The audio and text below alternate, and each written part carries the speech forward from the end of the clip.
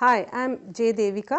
I am a researcher with Center for Development Studies, Trivandrum, and I am part of a group of feminist researchers who have been studying processes of decentralization in Kerala, which promised the presence of large numbers of women in local governance in the mid-90s.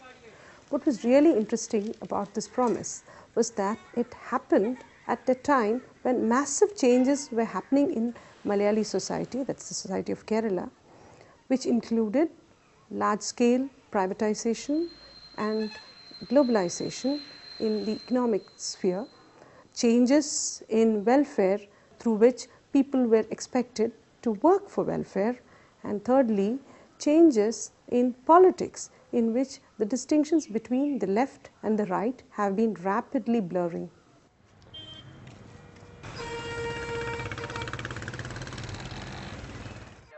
Kerala has been known to have a very strong leftist public culture.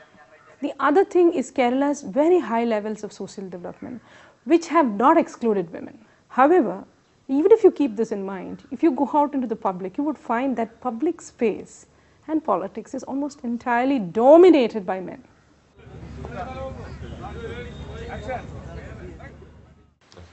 This particular move of 1995, which promised 33% reservation of seats in local bodies for women.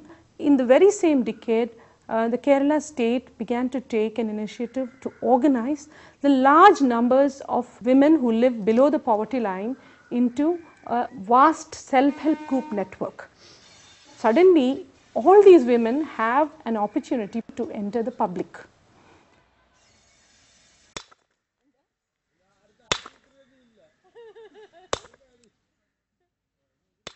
It's very difficult to say that they have actually gained some hold over citizenship, and that's very important to us because the large majority of the women in the self-help groups are being now turned into a certain extremely low paid workforce for development in the state. Now we associate development with the government's efforts to help people gain a better standard of life. But now what's happening is these women are being treated as a labor force that can be made to do work for the government without adequate pay or other benefits.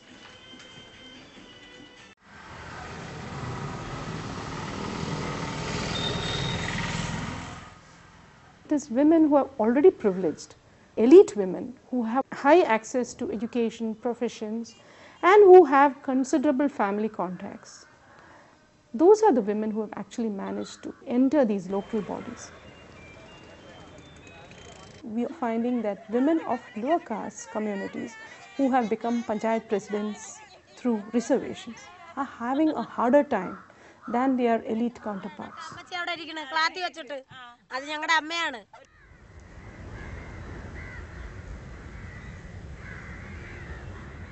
If you look at the course in our interviews, several of the women members actually told us how they had tried to fight illegal kinds of activities on the coast, including destructive development of tourism, and have been rebuffed every time. Even in many cases, they've had public support. It's not as if they were completely helpless. But what you're having is that they're not really receiving support from higher ups. Whether it's a bureaucracy, whether it's the politicians, they are not supporting these women. So they themselves are finding in a strange situation, because on the one hand, well, women have been made part of local bodies and now they have the freedom to decide whether a street light should be here or in the next street, or to decide, where a particular kind of market should come up here or there. But when you're talking about a larger issue which is affecting everybody's livelihoods, they are powerless, and the women do recognize it very often.